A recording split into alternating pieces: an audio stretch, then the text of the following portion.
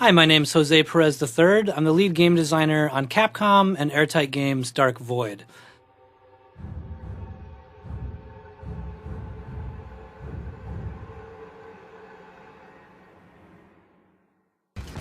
So at Airtight Games, one of the things that we've always really wanted to do is we've wanted to take a kind of ground-based combat that you find in a lot of different games, from Gears of War to Halo, and we've always wanted to combine that with aerial combat, and we want to do that in a way that's really interesting and never been done before. So we thought about a lot of different ways we could do that, and we went from the straight, like, you could jump out of your plane and parachute down to the ground stuff, and we played with that for a while, and it was pretty fun, but there was still always this weird thing where you'd be out in the middle of nowhere, you'd jump out of your plane, or your UFO as it is in this game, and you kind of land on the ground, and all of a sudden you're stuck way out in the middle of nowhere, and how do you get around?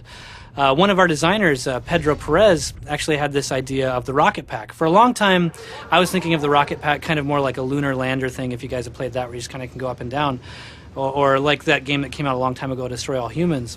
But Pedro really gravitated towards this idea of, what if we took all of the mechanics that we had for our UFOs in that flight, and we applied it to the player.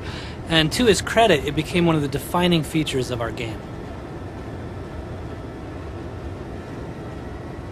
Now that Will is flying around, he really his objective right now at this moment is, how do I take down the rest of these UFOs?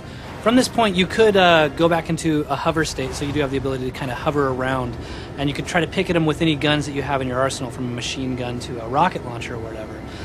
But because he hasn't upgraded his pack to a point to where he can shoot these UFOs yet, in order to take these guys down, he needs to actually hijack one of these vehicles and use it against them.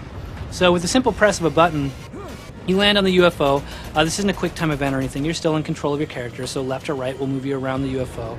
And you need to trick this center gun and find a way to rip off this back paneling, which messes up some of the circuitry and opens up that hatch in the middle. From this point, you jump in. You've got a little struggle to steal the Watcher's gun.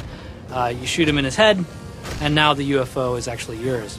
And from here, we get back to our heritage again, to a game that we all worked on called Crimson Skies. So we're taking a lot of that knowledge and we're applying it here. So if you've played Crimson Skies before, you really know how this stuff works. You've got a bunch of different special moves that you can do in it, and you really, a great sense of flight.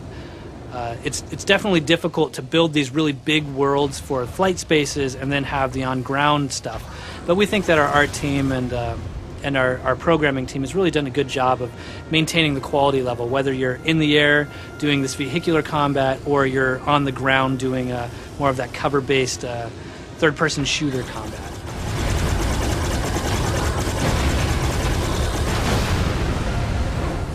We will have a couple different vehicles that you'll get to play in over the course of the game. I don't get to show any of those to you yet. You'll have to wait a little bit. We do have some time before the game comes out, so over the next couple of months we'll be revealing more and more about vehicles and weapons and who the Watchers really are.